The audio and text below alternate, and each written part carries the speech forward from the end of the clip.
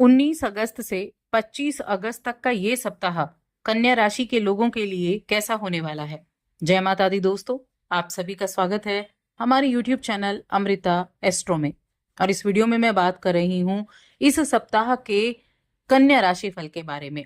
देखिए, ग्रहों की स्थिति से ये जो सप्ताह है बहुत खास भी होने वाला है। एक तो इस सप्ताह में गुरु और चंद्रमा की युति से गज केसरी योग बनेगा, और वहीं चंद्रमा जब कर्क राशि में जाएंगे तो उससे गौरी योग बनेगा, जिसे शशि योग के नाम से भी जाना जाता है, जो बहुत ही खास योग भी रहता है। बाकी अगर हम ग्रहों की स्थिति देखें तो देखिए, इस सप्ताह की जब शुरुआत होगी तो सूर्य देव अपनी राशि सिंह राशि में मौजूद होंगे। वहां पर केतु भी बैठे होंगे। 21 अगस्त को शुक्र का राशि परिवर्तन भी होगा, जो कि शुक्र कर्क राशि में प्रवेश करेंगे।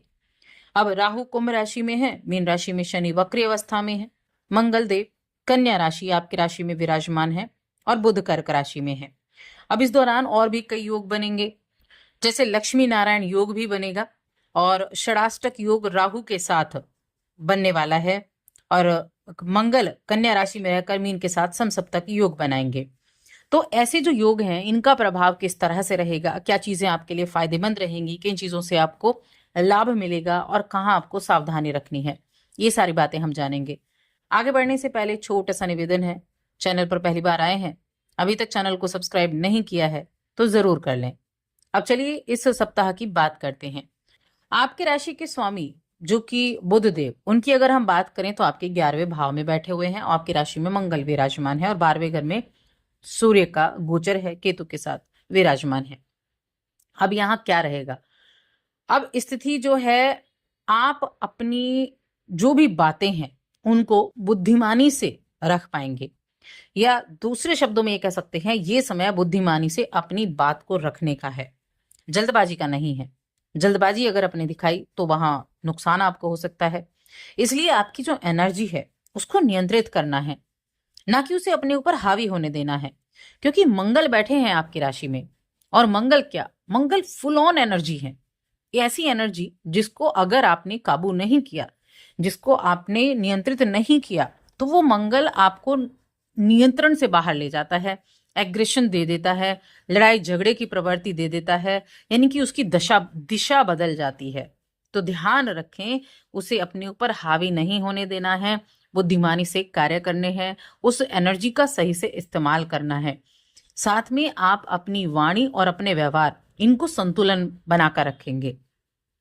बुध का सहयोग मिलेगा। बुध का सहयोग कैसे मिलेगा, ये आपकी लॉजिकल सोच को तेज करेगा, जिससे डेटा, लीगल काम हो गई या मेंटरशिप हो गई, ऐसे क्षेत्र से जो जुड़े लोग हैं उनके लिए अच्छी सफलता के योग भी बनाएगा। लेकिन यहाँ दिक्कत सिर्फ ये है कि जो मंगल की एनर्जी है ना, वो आपको थोड़ा सा अहंकार दे सकती है, उसकी वजह से विवाद करने से भी बचना होगा। और ये जो 12वें घर में सूर्य और केतु का यहाँ पर मिलन हुआ, सूर्य बैठे, ये भी आपको कहीं ना कहीं ऐसी चीजों से जोड़ेगा। तो किसी भी तरीके से विवाद से आपको बचना है, अपने कामों में सामंजस्य बनाकर रखना है, समय का सही से इस्तेमाल करना है, समय का सही लाभ प्राप्त करना है। व्यक्तिगत तौर पर जब आप प्रयास करते हैं तो निश्चित रूप से सफलता के संकेत भी मिलते हैं, लेकिन किसी भी तरह के ऐसे निवेश को करने से बचना है जिसका आपको पता नहीं है, यानी कि अनिश्चित निवेश में सतर्कता बरतनी होगी। अब सेहत संबंधी भी थोड़ी प्रॉब्लम आपको देखने को मिल सकती है। 12वें घर में सूर्य और केतु हैं, और छठे घर में आपके राहु विराजमान है, तो सेहत थोड़ी प्रभावित हो सकती है, सेहत का आपको ध्यान रखना होगा। ट्रेवल वगैरह भी आपके इस समय अवधि में रह सकते हैं, और ट्रेवल से जुड़े हुए जब ट्रेवल होगा तो खर्चे भी होंगे, तो खर्चे का योग भी है। आप सूर्य यहाँ खर्चा भी करवाएंगे, तो ट्रेवल से आपके यहाँ खर्चा होगा। साथ ही आपके साथ निर्णय लेने वाले लोग जो भी होंगे, सही फैसले में आपका साथ जरूर देंगे। सही दिशा में चलते हुए और नियमों का पालन करते हुए आप अच्छे लाभ की प्राप्ति भी कर सकते हैं। ये सप्ताह आपके अंदर एक गहराई लेकर आएगा और ईमानदारी भी लेकर आएगा। इस दौरान अपने पार्टनर को बिना टोके, बिना सुधारने की कोशिश किए बिना अपने प्रेम को उनसे महसूस कराना है। बहुत सारे लोग होते हैं बात बात पर पार्टनर को टोकते रहते हैं, बात बात पर बिना किसी हमेशा सुधार करने के लिए बोलते रहते हैं। तो इस चीज़ को थोड़ा अवॉइड करें, थोड़ा सा ध्यान रखें कि आपको ये एहसास कराना है कि वो आपके लिए क्या है या आप उनको कितना प्रेम करते हैं, तब आपका रिश्ता भी अच्छा रहेगा। वरना मंगल बैठा है राशि में और सप्तम पर दृष्टि डाल रहा है, सप्तम दृष्टि और अष्टम दृष्टि डाल रहा है, चौथा परिवार के घर पर भी दृष्टि डाल रहा है, तो वैवाहिक जीवन में कहीं ना कहीं उथल पुथल करा सकता है। तो थोड़ा ध्यान रखना है यहाँ पर। जो इस राशि के सिंगल लोग हैं उनके जीवन में कोई रहस्यमय व्यक्ति भी आ सकता है, लेकिन जल्दबाजी नहीं करनी है किसी भी चीज़ में। ये मैं पहले कह चुकी हूँ, चाहे वो काम हो चाहे वो आपका व्यक्तिगत जीवन हो, किसी भी क्षेत्र में जल्दबाजी नहीं करनी है। शुक्र के अस्त होने की वजह से प्रेम जीवन में थोड़ा भ्रम की स्थिति पैदा हो सकती है। तो जब भ्रम होगा तो चीज़ें ठीक नहीं हो पाएंगी, इसलिए भ्रम से दूर रहना है। यहाँ शनि सप्तम में और यहाँ शनि के 7वें भाव में उपस्थिति की वजह से क्या रहेगा कि स्वास्थ्य को देखिए, वक्री है शनि, वक्री शनि है और कोई करीबी आपसे पैसा उधार मांग सकता है, हो सकता है वापस ना दे, बाद में आपको पछताना पड़े, तो ध्यान रखें। इसके अलावा आप जब यहाँ योग बन रहे हैं तो इन योगों से क्या होगा, इस राशि के वो जातक जो सरकारी नौकरी से जुड़े हैं उनके लिए बहुत अच्छा योग है।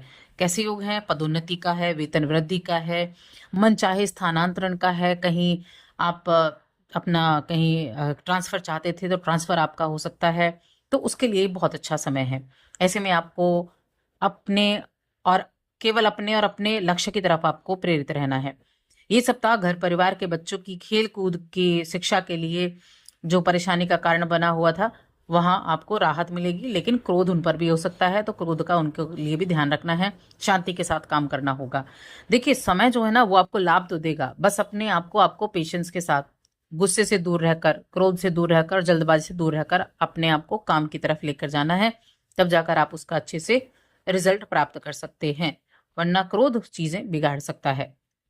अब हम रिलेशंस की अगर बात करें तो कन्या राशि के जातकों के लिए अगर आप किसी से सच्चा प्रेम करते हैं तो संभव है कि आपको कोई ऐसी बात चले कि आपका दिल टूट जाए, तो थोड़ा सतर्क रहें। इसके कारण आप थोड़ा कहीं ना कहीं मेंटली डिस्टर्ब हो जाएंगे। स्थिति ऐसी भी हो सकती है कि आपके माता पिता आपके जीवन साथी को डांटें, तो वहां भी थोड़ा सा उग्र रूप का सामना करना पड़ सकता है। देखिए ये जो सारी चीजें हैं, जहां उग्रता दिखाई दे रही है, जहां क्रोध दिखाई दे रहा है, जहां विवाद दिखाई दे रहा है, ये सारी चीजें मंगल की वजह से और सूर्य के 12वें घर में होने की वजह से हैं। जब आप अपनी एनर्जी को बैलेंस कर लेते हैं, जब आप अपनी एनर्जी को सही दिशा में लगा देते हैं, तो इन चीजों से आप बच सकते हैं। उपाय भी मैं आपको बताऊंगी क्या उपाय आपको करने चाहिए। तो देखिए उपाय के तौर पर एक तो गुरुवार को भगवान विष्णु को पीले फूल अर्पित करें और ओम नमो भगवते वासुदेवाय नमः इस मंत्र का जप करें, बहुत पावरफुल मंत्र है आपके लिए। या फिर आप प्रतिदिन विष्णु सहस्त्रनाम का पाठ करें। कन्या राशि के जातकों के लिए आजीवन विष्णु सहस्त्रनाम का पाठ करना भी बहुत उपयुक्त होता है, चाहे जीवन में कोई भी दशा चल रही हो, अंतरदशा चल रही हो या कोई भी प्रॉब्लम हो, ये एक विष्णु सहस्त्रनाम आपके जीवन को बैलेंस कर देता है। तो इस एक उपाय को भी आप हमेशा कर सकते हैं, करके देखिए, आपको बहुत फायदा होगा। तो बस आज की इस वीडियो में इतना ही।